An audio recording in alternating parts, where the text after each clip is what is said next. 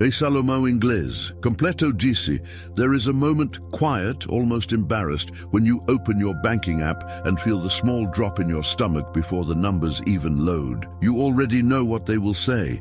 Not enough, not again. The mind races through reasons, and the heart whispers questions you hardly admit to anyone. Why does money slip through my fingers, no matter how hard I work? Why do I promise myself that this month will be different and still end up in the same place? If that is you tonight, I want you to feel seen, not judged, seen. Because what keeps us stuck is rarely a lack of intelligence or effort. It is the invisible pattern underneath our choices, the rhythm we don't hear because we're dancing to it without noticing. I learned, slowly and with many stumbles, that running out of money was not a moral failure. It was a systems failure inside me and around me. It was the combined weight of urgency, distraction and shame pulling my attention away from what I said mattered most. When we live in that hidden pressure, the body tightens, the breath shortens, and the brain reaches for relief. A small purchase here,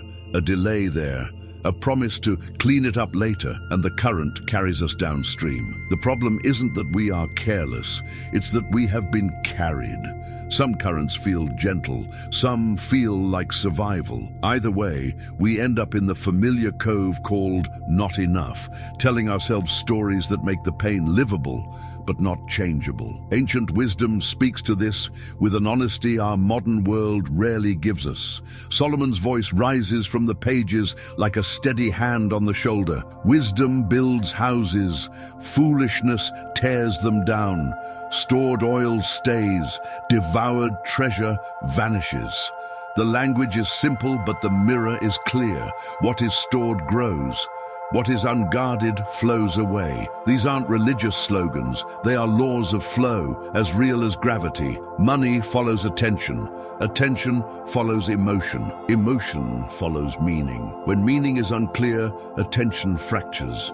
When attention fractures, money wanders. The old words become new again. Keep a reserve. Build a storehouse. Learn the quiet art of restraint. And you will notice, not an explosion, but a steadying. There is also the way our brains are wired for threat. Scarcity, whether real or anticipated, switches the nervous system into protection mode. The amygdala scans for danger, the body churns stress hormones, and the prefrontal cortex, the part of us that plans, prioritizes, and chooses long-term good, goes a little dim. In that state, fast relief feels wiser than slow provision. A click feels safer than a plan. A now feels more alive than a later.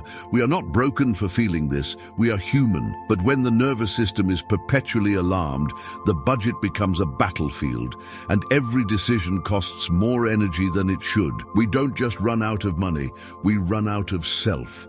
This is why the path ahead is not shame, but steadiness. The goal is not to punish desire. The goal is to purify direction. Like a river given banks, desire can move cities and turn mills. Without banks, it spreads into a swamp.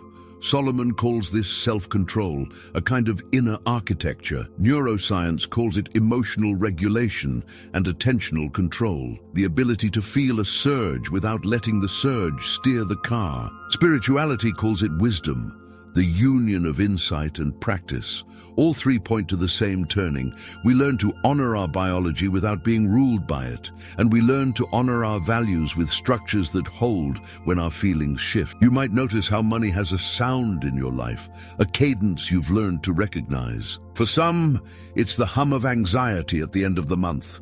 For others, it's the rush of a new purchase, bright and numbing like a burst of sunlight through closed eyes. That sound trains the brain. It rewards short cycles and punishes patience. And yet, there is another sound available, the quiet tick of compounding, the soft strength of a plan kept, the satisfaction of a boundary that holds. It doesn't shout, it doesn't trend, it repeats itself, and that repetition builds trust. Trust in yourself, trust in the path, trust that the small, faithful things you do today will greet you later as provision and not regret. If you have felt the ache of trying and ending up back at zero, I understand. I know the heaviness of promising yourself, this is the last time.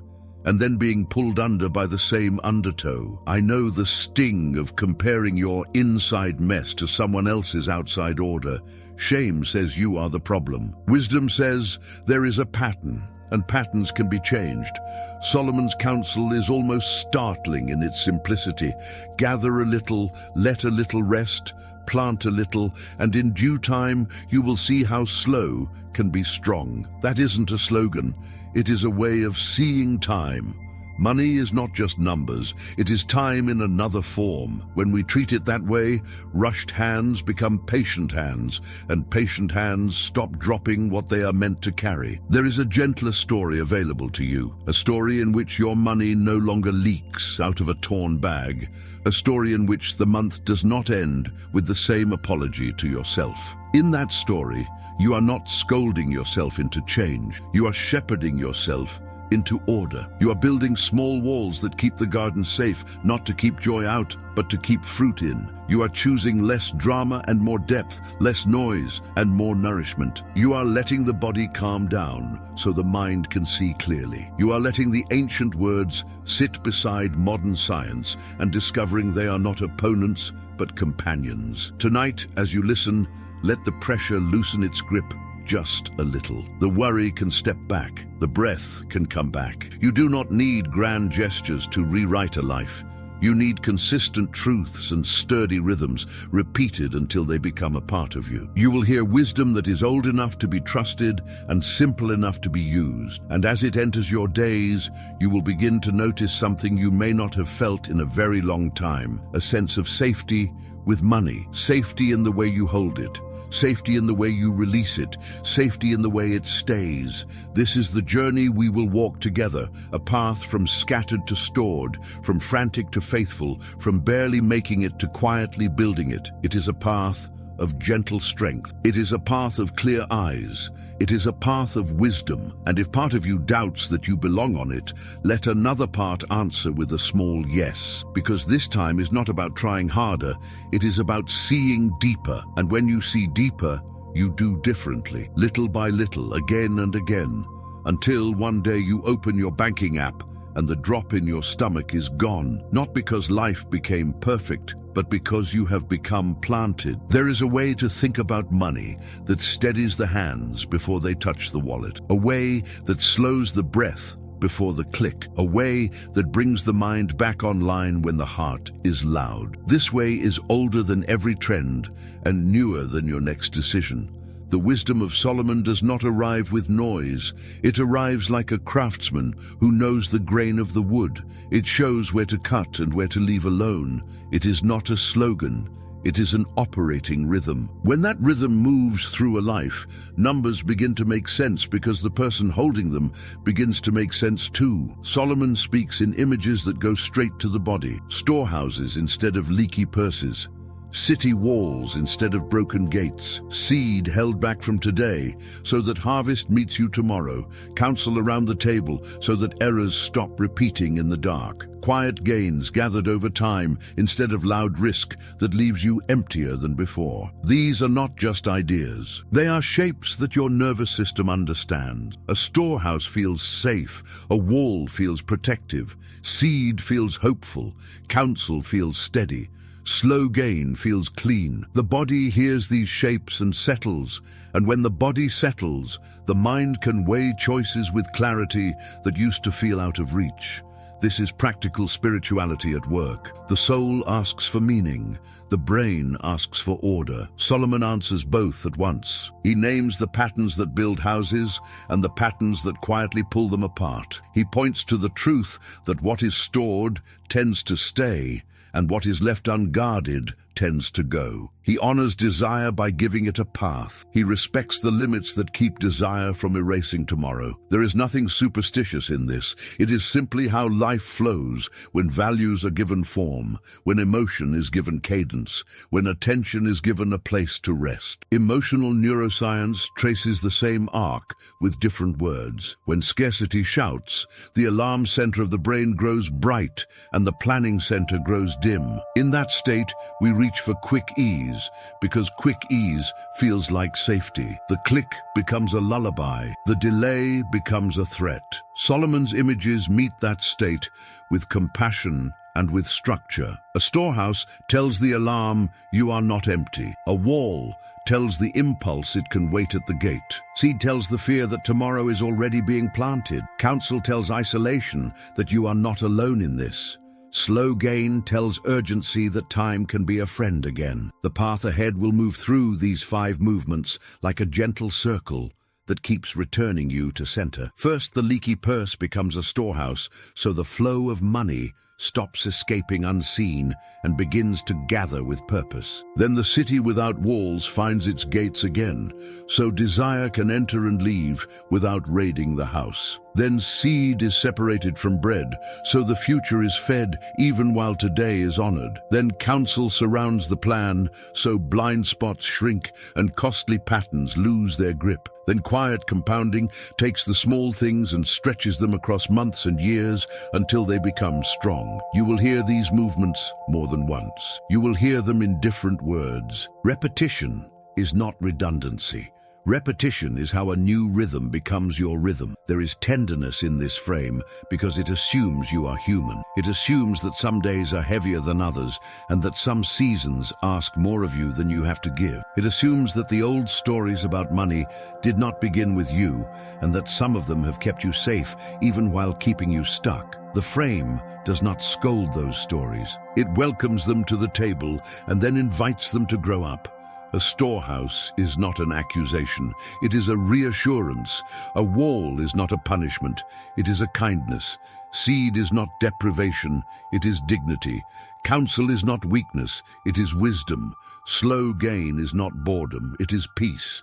As this frame settles in, something gentle starts to happen. The body does not grip so tightly when bills arrive. The mind does not rush to fix everything in 1 week. The heart begins to trust quiet progress. The small victories begin to count.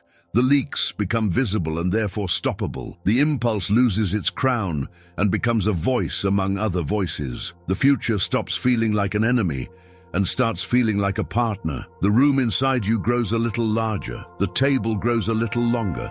The air grows a little clearer. All of this is preparation. The old words will soon walk beside your very real numbers and your very real calendar. They will meet your life as it is, rather than as you wish it were. That is the gift of a true frame. It does not demand perfection first. It offers shape first, and shape is what makes growth possible. When a vessel has shape, it can hold. When a life has shape, it can keep. What is stored can stay.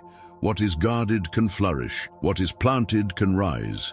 What is counseled can endure. What is gathered little by little can become enough. Solomon and the path ahead is not a call to strain. It is a call to steadiness, a call to the kind of strength that does not shout, a call to the kind of order that does not bruise, a call to a trust that returns slowly, like dawn after a long night. The chapters that follow will move with that dawn. They will light one corner at a time until the room is bright enough to see where you are standing and calm enough to choose where you will stand next. There is a quiet pattern that repeats itself in bank statements and in breathing.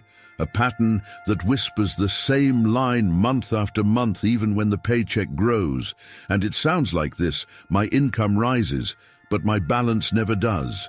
And the body hears that line and tightens because something in you knows there is a hole somewhere in the container you are using to hold your life. The hours at work increase and the effort intensifies, yet the end of the month arrives with the same gravity in the chest, and the mind begins to bargain with itself, promising that the next raise will heal the ache and the next opportunity will fix the shortfall, while a deeper part of you senses that the problem is not the river, but the vessel. More money fixes poor money habits is a sentence that looks reasonable when you are tired, but it dissolves under the light of experience, because the leaks do not respect amounts.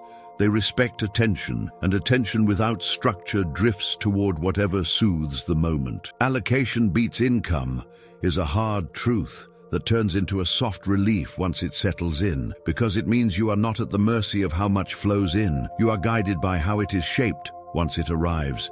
And that shift from craving more to crafting meaning begins to change the way you relate to every dollar you touch. The feeling is not punishment. It is permission, a gentle authority that replaces the scramble with form. The old words capture this with a candor that is almost tender. The wise create reserves and the foolish consume it all. And when you hear it without shame, you can sense the deep respect it carries for future you, because reserves are not only numbers sitting in an account, they are hours of sleep, return to your body, and a slower heartbeat when an unexpected bill arrives. The image is simple and unforgettable, a storehouse that gathers and keeps, and once that image enters your imagination, it begins to call your scattered coins home, not with fear, but with purpose. The nervous system, long trained by scarcity to spend today in order to quiet the alarm, begins to recognize a new signal that says there will be bread tomorrow. So the alarm does not need to ring as loudly tonight. When the body lives in constant threat, the mind hires quick comfort as a bodyguard, and quick comfort is expensive, drawing small fees and tiny subscriptions and convenient deliveries that feel like rest but behave like erosion. In that state, the brain is not careless, it is protective, yet protection without a plan becomes a leak you cannot see because it blends into the color of your days. The leaky purse is not a character flaw, it is the sum of unspoken agreements you have made with your anxiety, and while those agreements kept you steady for a season, they do not help you build a future that can hold the weight of your hopes. There came a season when I began to name every dollar before it moved, not as a rule shouted from a spreadsheet, but as a kindness to my attention. And in that, naming a shape emerged that felt almost ancient. 3 storehouses that gave my money a place to live and my heart a place to rest. Essentials carried the daily life that keeps the lights on and the fridge steady, and simply seeing that container held enough to cover the month, unclenched muscles I did not know were tight. Future carried savings and investing, not as a grand gesture, but as a steady offering to the person I will be. And the presence of that container shifted my time horizon from days to seasons. Purpose carried giving and learning, the 2 pathways that kept my money from becoming only about survival. And that container fed meaning so that the other 2 containers did not have to carry it alone. The storehouses did not make my life dramatic, and that was the point. Because drama is costly and peace is profitable, not in the noisy way that thrills for a week and then vanishes, but in the quiet way that lets you breathe in predictable rhythms. The feeling of a storehouse is not stern, it is safe, and safety changes spending because safety changes physiology, relaxing the grip that scarcity keeps on your attention and allowing the planning part of your mind to return to the room. Over time, the most surprising shift was not the balance itself, but the relationship between impulse and intention. Because once meaning has a home, impulse is no longer homeless. And when impulse is not homeless, it ceases to break into the house. Patch the wineskin before pouring in new wine is the picture that stayed with me when opportunities increased. Because more poured into a torn vessel only creates a faster mess, and the mind interprets the mess as proof that more is always required, which is how a person with a rising income can experience a falling sense of safety. The patch is allocation, the seam is attention, and the stitch is repetition, done slowly enough to hold and long enough to heal, until you realize that the container you are holding has stopped bleeding away your strength. The strange relief is that the act of patching itself becomes wealth, because it returns to you the hours formerly spent in panic and the energy formerly spent in apology. As this pattern settles, the soul notices that money begins to obey purpose rather than emotion, and purpose is patient, which means the month can end with a sentence that sounds different in your ears. Not the old phrase that carried so much sorrow, but a simple acknowledgement that what was stored remained, and what remained grew into confidence you can touch. You may even feel how your attention changes temperature when you open your banking app, no longer bracing for impact, but arriving with the calm of someone who knows where the dollars went and why they went there. And that knowledge is a kind of gentleness you offer yourself after seasons of being hard on your own heart. If you listen closely, you can hear how this is not about perfection, but about pattern, not about getting every choice right, but about letting meaning lead the money. And in that leadership, your life learns a steadier beat. The leaky purse becomes a story you recognize rather than a fate you repeat. The storehouse becomes a place you return to when the world is loud, and the end of the month becomes less of a cliff and more of a step, not because the world changed, but because the vessel did. Where does your money quietly leak each month? There are days when spending does not feel like spending at all. It feels like relief, a soft glow on the edge of a hard day, a small reward for holding everything together. The cart fills and the heart loosens, and for a moment the noise quiets. Yet somewhere under the quiet, a tender ache begins to speak, not in anger, but in sorrow, because the numbers and the needs do not match, and you know the calm you just bought will send you the bill tomorrow. Buyer's remorse and creeping debt do not arrive with sirens. They arrive like fog that looks like rest, until you try to drive through it and realize you cannot see your own lines on the road. Freedom requires boundaries. Without them, life blurs into a series of urgencies that dress up as desires and walk past the guards.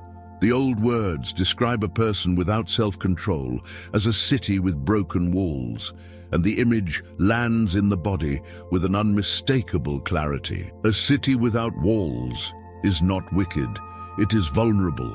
Every appetite has entry, every offer has authority. It is not that the city is wrong, it is that it is open everywhere at once. When that image lives in you, you can feel why the late-night purchase has such easy access and why the morning after has such a heavy voice. The nervous system loves shortcuts when it is tired, and impulse is the shortest road to a change in feeling. A tap changes the brain chemistry faster than a plan can, and so the tap becomes a habit, and the habit becomes a pattern, and the pattern becomes a story about who you are that is smaller than the truth. There is nothing weak about wanting that quick shift. It is human to want it. The mistake is believing that wanting equals affording. Desire and capacity are not the same thing, and when they are confused, the month becomes a hallway of swinging doors that never stop moving. I began to notice the gates where I was most easily swayed by the promise of quick relief. Late at night, when the day had drained the last of my attention, right after a hard conversation, when silence felt like a weight that needed a shiny distraction. Moments of celebration when I confused generosity with spectacle. Naming those gates did not make me rigid. It made me kind. It let me treat those entries with the same care I would give to any doorway that opens into my home. Some doors needed a lock. Some doors needed a friend at the entrance. Some doors simply needed time. Time does something medicine cannot. It lets emotion finish its first wave so that meaning can speak. I gave certain purchases a wide breath of time, and the pressure that had looked like a need softened into a want that did not hold the same power. A 48-hour space changed more than my receipts. It changed the way my body understood scarcity. The quick fix lost its halo because the alarm inside me had time to stand down. What felt urgent became understandable. What felt essential became optional. What felt like salvation became simply nice. The modern world removes friction like a badge of honor, but a city without friction is a city without walls. I quietly added one step between me and the things that pulled me the hardest. I let passwords grow longer. I signed out of the stores that called my name. I welcomed the slight delay that gave my wiser mind a chance to walk into the room. The people who love to move fast might call that old-fashioned. The person inside me who wanted peace called it mercy. One click saved becomes 40 clicks saved across a season, and the math begins to look like breathing room. There were also places in my life where digital money was too slippery for the emotion it stirred. I let paper and envelopes carry those categories for a while and felt the way tangible limits create a gentle clarity. Touch has its own kind of wisdom. When fingers meet paper, they meet reality, and fantasy loses some of its color. This was not austerity, it was texture. Texture that calmed the part of me that did not trust invisible numbers on a screen, and that, in its mistrust, kept reaching for comfort. With texture in place, comfort could come from stability rather than from spending. Rebuilding the city walls gate by gate is not about shutting life out.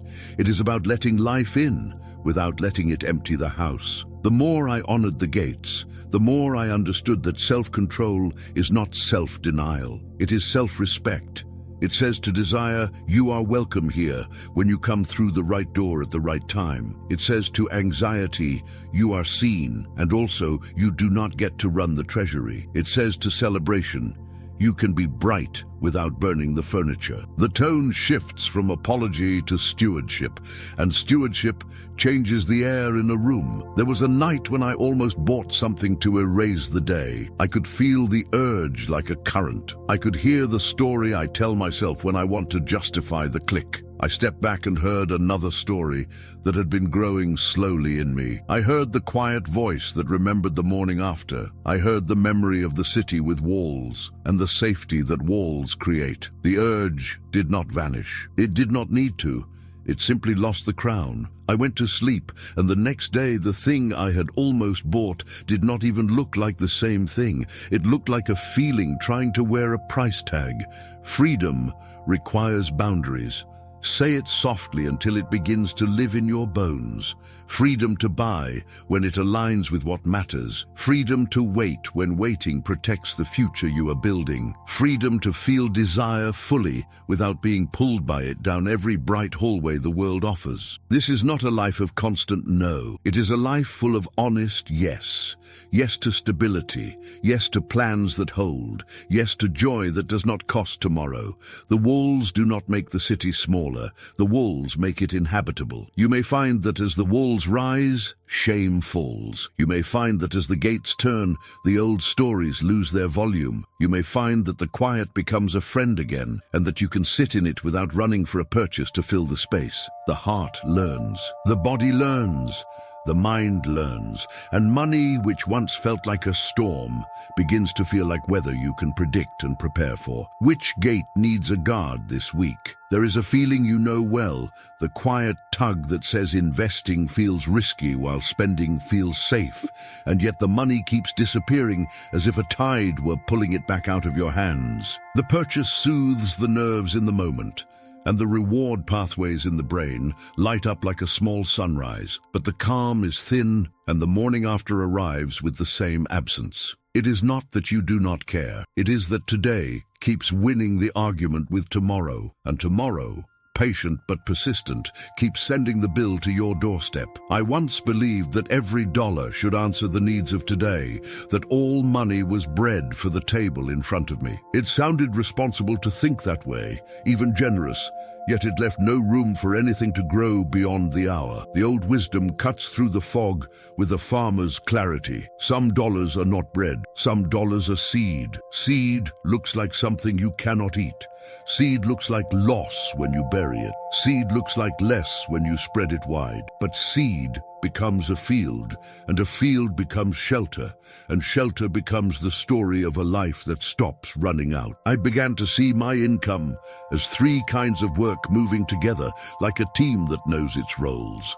Bread carried today with dignity and without apology. Seed left my hands before I could pretend it was spare, and went where time could multiply it without my permission. Shield stood guard as an emergency reserve, so that one bad week could not swallow a year of progress. The simple act of naming these roles turned noise into rhythm. It felt less like a rule and more like a breath that knows when to rise and when to fall. I set the proportions in a way that respected my season and let repetition stitch them into the fabric of my days. There was a quiet power in letting seed leave first. The moment it departed, the argument inside me lost most of its heat because the decision was no longer a decision.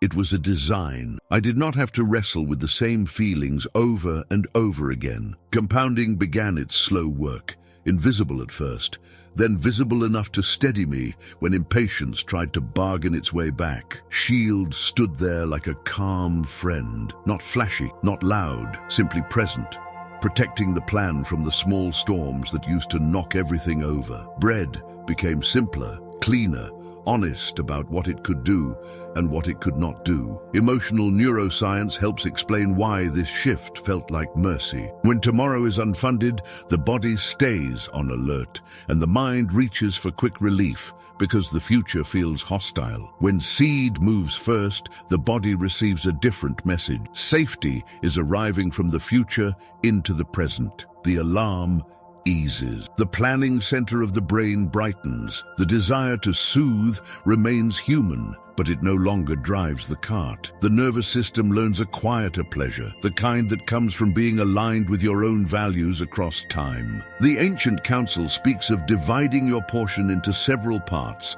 and sowing across seasons, not because life is predictable, but because life is not. Spreading seed across time and across places keeps a bad day from becoming a bad year. It keeps a storm from being a sentence. It teaches patience without demanding perfection. There is humility in that approach, and also courage, because it asks you to let go of the illusion of control and rest in the strength of process. "Do not eat tomorrow's field" is the sentence that stayed with me when the month felt tight. It did not scold me, it steadied me. It reminded me that what looks like small loss in the moment is often hidden provision for the season ahead. Bread for today, seed for the future, shield for the unknown. Over and over until the pattern becomes part of your posture and the old panic begins to lose its authority. There is a turning you can feel when this arrangement takes root. The end of the month no longer sounds like a closing door. It sounds like a step forward on ground that remembers you. Your attention stops ricocheting between fear and indulgence and starts moving in a clean line toward the life you are quietly building. And the question softens from a demand into a compass you can hold in your hand. What percentage becomes seed before you see it? There is a quiet loneliness that grows around money when the same errors repeat behind closed doors. The calendar turns. The accounts tell a familiar story, and the heart carries that private weight that says you should have known better. The mind promises a rescue in the future with the soft refrain that you will figure it out later, and yet later keeps arriving as another version of the same day. The room feels smaller each time, and the voice inside grows harsher, not because you lack intelligence, but because isolation magnifies every misstep until it looks like identity. Counsel shortens tuition paid to mistakes. The phrase carries both firmness and compassion. It does not deny your strength or your ability to learn. It simply reminds you that wisdom is a shared fire and that learning alone can be the most expensive class. When you hold your choices up to one light, your own, shadows hide what you cannot see. When you bring those choices near other steady lights, the edges appear, and edges are what keep things from slipping through your hands. Proverbs 15:22 says that plans succeed with counsel, and there is a reason that sentence has survived centuries. It honors the dignity of planning, and it honors the humility of seeking help. Success is not presented as luck or as brilliance. It is presented as the natural fruit of shared sight. There is no shame in that picture, only a deep respect for how humans are built to think together, feel together, and correct course together. Emotional neuroscience gives language to this ancient insight. When you face decisions alone under stress, the brain narrows its field of view and searches for immediate relief, a survival response that served us when threats were physical but now misfires when the danger is a number on a screen. Supportive counsel widens attention, softens the alarm circuits, and lifts the planning centers back into the conversation. In simple terms, calm voices lend you their calm. Regulated nervous systems lend you their regulation. The body settles, the breath evens, and options that were invisible begin to take shape. In my own life, the turning point came when I stopped treating money as a solitary test of worth and started treating it as a shared craft. A mentor offered perspective shaped by time. A partner offered the day-to-day honesty that keeps dreams from floating away. A peer offered the solidarity that says you are not the only one learning this in real time. A professional offered structure so that decisions could build on each other rather than cancel each other out. Each voice did not replace my judgment. Each voice refined it. Together they formed a circle that was not loud, not dramatic, simply faithful. Navigating by a constellation, not a single star, became more than a metaphor. It became a texture I could feel. A single star looks bright until a cloud passes. A constellation holds its pattern and gives you direction, even when one point is hidden. Money decisions guided by one feeling or one article or one urgent headline wobble with every change in weather. Money decisions guided by a constellation of trusted lights hold their line. The night does not need to be perfect. The pattern is enough. There was a choice once that glittered on the surface. Alone, I saw the shine and the story I wanted to be true. Together, we spotted the seam that would split under pressure and the cost I would have paid in energy and time. The decision that would have flattered my impatience turned into a decision that honored my future. I did not feel small in that moment. I felt relieved. The burden of proving I could carry the whole sky lifted, and in its place came a simpler strength, the kind that grows when pride no longer needs to be the captain. The longer I walked with Counsel, the more I noticed a new economy at work. Fewer costly mistakes meant fewer cycles of repair. Fewer repairs meant more momentum. More momentum meant a quieter mind. A quieter mind meant clearer values. Clearer values meant cleaner spending. Clean spending meant less shame. Less shame meant more courage to keep showing my numbers to the people who had earned the right to see them. What began as a safety net became a runway. This approach did something beautiful to my sense of self. It taught me that asking for perspective is not a confession of weakness. It is a declaration of stewardship. It allowed me to be teachable without feeling diminished, to be guided without feeling controlled, to be supported without feeling rescued. There is a mature peace in that posture. It is the peace of someone who knows that wisdom travels faster through open doors than through locked rooms. If isolation has been expensive for you, let this truth take root in a gentle way. The path out is not spectacle, it is conversation. It is the steady cadence of shared insight and honest reflection. It is the relief of not carrying the whole map alone. And it is the quiet confidence that grows when your life is lit by more than one trustworthy lamp. Who sits in your circle, and what question will you bring them this month? There is a kind of tired that sits behind the eyes when you have chased the big break for too long.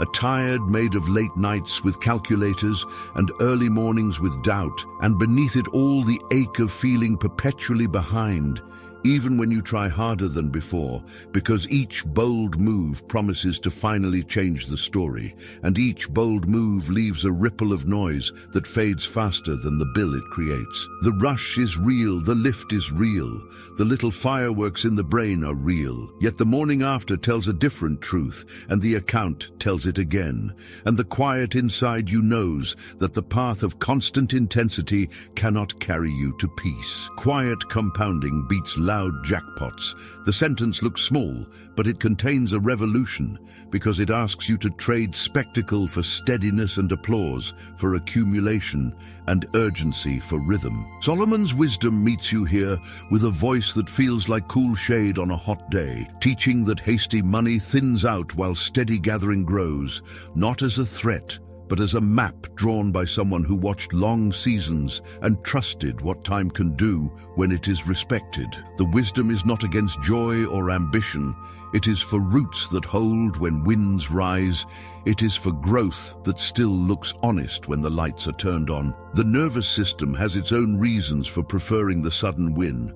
Novelty lights the wiring that makes the world feel bright and hope feel close. Drama gives a spike of meaning that reads as life, and when stress has been high, the body will reach for anything that promises a fast change in state. Yet the same science that explains the pull of hurry also explains the peace of patience. Repetition in the right direction builds a groove in the brain that carries you even on weary days. Small automatic steps free the planning center to focus on better questions than what to cover next. and how to fix what yesterday's impulses broke. Compounding is not only a math word, it is a nervous system word. It is what happens when the body no longer needs constant fireworks to feel safe. There came a long season when my progress did not look like headlines. It looked like a ladder I could sense under my feet, sturdy and simple, each rung built to carry weight without asking for attention. A small buffer arrived first, like a breath between thoughts, just enough to keep an unexpected expense from turning into a storm. And when that space existed, my shoulders dropped and my choices improved without fanfare. The next rungs gathered months of shield, until surprise lost its power to knock me down the stairs, and the room inside me grew a little larger because fear was no longer managing the calendar. Then the seed portion began to go where time could multiply it, steady and almost invisible, and I let it be invisible because invisibility is where compounding grows its strongest roots. After that came the places for irregular costs, not as an afterthought, but as a kindness to future days. And those small envelopes of purpose became the difference between a month that stumbled and a month that stood. At first, it felt too quiet. The old reflex wanted bright proof that the plan was working, but bright proof is a poor teacher. Quiet evidence is better. It arrives as a softer heart rate, when the car makes a new sound. It arrives as an evening where the mind is not rehearsing scenarios in the dark. It arrives as the first time you notice that your balance has become a partner instead of a judge. This is what slow money does. It changes the air before it changes the scenery. It changes who you are with money before it changes what you have with money. And when the person changes, the story holds. The old proverb about the ant began to live in my days. Small loads, relentless cadence, no showmanship, no skipping seasons. The ant does not despise the grain because it is small. The ant knows that small repeats into plenty, and that plenty earned in patience carries a different kind of safety, the kind that does not demand constant proving. When your life takes on the ant's rhythm, you stop arguing with time and start partnering with it. You stop needing the leap and find contentment in the step. You stop looking for rescue and begin to notice that you are rescuing yourself each day in ways that quietly add up. There was a year when the curve finally showed itself to me, not as a miracle but as a line that had been climbing in the background while I was living my life. And the sight of it gave me a deep, almost physical calm. The calm did not come from the number alone. It came from the knowledge that the number was the fruit of a character I could keep. Drama had never given me that feeling. Drama gave me stories to tell. Compounding gave me peace to live. I realized then that the wealth I wanted was twofold: the kind you can count, and the kind you can feel when you lay your head down and the room is still. This slow way is not boring once you can hear its music. It is subtle, yes, but subtlety is where mastery hides. It is repetitive, yes, but repetition is where trust grows. It is patient, yes, but patience is where wisdom breathes. Over time, the ladder becomes part of you. The buffer becomes a habit of care. The months of shield become a posture of safety. The seed becomes a quiet friendship with the future. The irregular costs become a rhythm that respects reality. Each piece makes the others stronger until you can sense that you are moving even on days that look still. If you have spent years waiting for a single moment to change everything, let this idea touch the sore place gently. Many small moments can change everything when they agree with each other. Many small choices can carry a life farther than one dramatic swing. Many small transfers can become the foundation you stand on when the world insists on shaking. Which automatic transfer will future you thank you for starting today? There is a gentleness to change when it arrives as a rhythm rather than a revolution. A small circle of days can hold that gentleness. It does not demand grand gestures or perfect behavior. It asks only for honest attention, for breathing room, for the kind of steadiness that lets meaning return to its seat at the table. When a week is given a simple shape, the body settles, the mind clears, and the heart begins to trust that money can move in peace. The first day often feels like opening a window in a stuffy room. Light touches the places where money slips away without asking. The eyes move over statements and cupboards and quiet subscriptions with curiosity rather than blame, and the story of the leaks begins to reveal itself in small scenes. Nothing is forced. What is seen is allowed to be seen. The nervous system loosens enough to tell the truth without fear, and truth spoken softly becomes a map. The second day carries the strength of gates gently closing. There is a recognition of the entries that turn impulse into expense and relief into aftermath. The evening hours, the glassy scroll, the celebration that wants a spotlight. Naming these doors changes them. A door that is named is a door that can be honored. Boundaries appear not as fences around joy, but as frames that let joy remain in the house after it has passed through. The third day lets seed and bread sit side by side on the counter, like two kinds of nourishment. The hands picture tomorrow receiving its portion before today finishes its meal, and a quiet agreement forms inside. Some part goes forward to meet you later. Some part stays to carry the weight of now. A small guard rises at the edge of the plan with the simple word shield, a calm sentinel that turns surprise into inconvenience rather than crisis. Nothing flashy happens.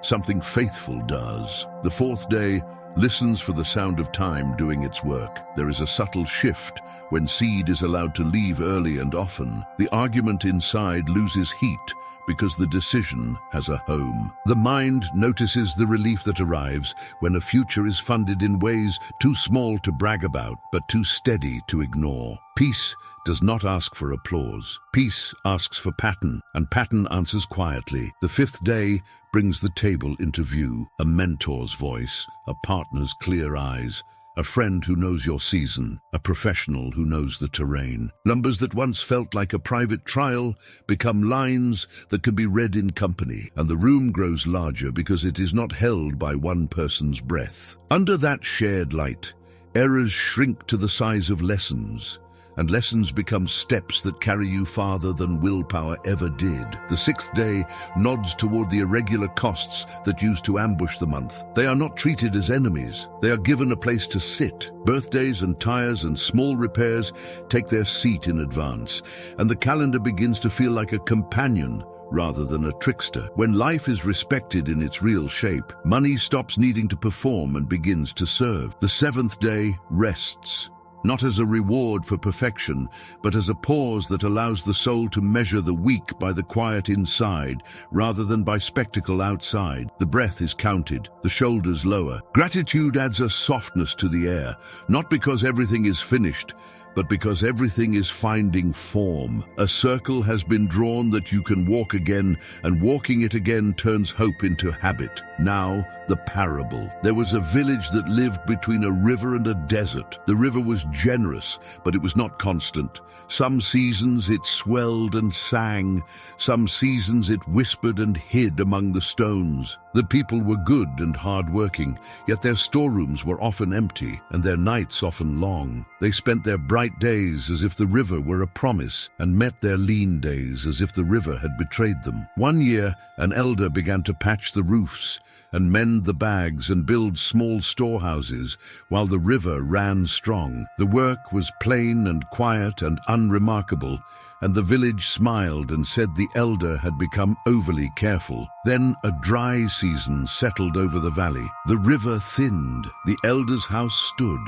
The grain did not spoil and the oil did not leak, and the children slept. The village began to come by in the evenings, not to borrow, but to listen. The elder told them that the secret was no secret. The roof keeps what the rain would ruin. The storehouse keeps what the season would steal. The mended bag keeps what the journey would lose. The ant carries what the day can carry and returns tomorrow to carry more. The river is still the river, the elder said. We learn to be a people who can receive it. This is how the rhythm works. The leaks meet light. The gates learn their turning. The seed finds soil. The shield takes its post. The counsel gathers. The irregular becomes expected. The rest returns. None of it is loud. All of it is strong. The future is not forced, it is welcomed. And the person you are becoming is the person who can hold what once slipped through every tired hand. You have walked through a house of wisdom that does not shout. You have heard how a leaky purse becomes a storehouse and how safety changes the way the hands move. You have felt how a city without walls invites every appetite and how boundaries turn desire into an honored guest instead of a thief. You have seen the table set with bread for today and seed for tomorrow, and a shield that stands watch when the unexpected knocks. You have watched counsel gather like a constellation that holds its pattern even when clouds cover one star. You have listened to the quiet song of slow money and noticed how peace grows in the spaces where drama used to live. What has unfolded here is not a trick to make life easy. It is a way to make life honest. The old words met the modern body and the conversation was tender. The soul asked for meaning and the brain asked for order, and both were answered with images that the heart could remember when the month grew loud. Storehouses and walls, seed and shield, counsel and cadence. These are not ornaments, they are foundations. They hold when emotion swells, and they keep holding when emotion fades. They create a climate where courage can breathe and where calm can return as often as it leaves. If money has ever made you feel small or loud or frantic, let this truth feel like cool water. You are not broken for being human. The body reaches for quick relief when it is scared. The mind narrows when stress rises. Shame is not the doorway out of that pattern. Wisdom is. Wisdom repeats the right things until the nervous system learns the steps. Wisdom gives tomorrow a seat at the table so that today does not eat every portion. Wisdom surrounds you with voices that make you taller instead of lonelier. Wisdom trusts time to do what only time can do. There is a deeper strength taking shape in you. It is not the kind that needs an audience. It is the kind that steadies a family and lengthens a breath and turns chaos into a room with light. It is the strength that comes from keeping promises so small they look like nothing from a distance, and so faithful they look like everything up close. It is the strength that lets you hold money with open hands because meaning is holding you. It is the strength that makes you the kind of person who does not run out inside, and when you do not run out inside, the outside begins to follow. In the end, this is a story about becoming a good vessel, patching the seams, honoring the gates, planting the field, sitting at the table with trusted eyes, walking the ant's path with quiet joy. The river will still change its song in different seasons, but you will have become a person who can receive it. Your life will have shape, your choices will have rhythm, your future will have a welcome. Carry this question with you like a small flame you can cup in your hands when the wind rises. Which single change will keep your money from leaking this week?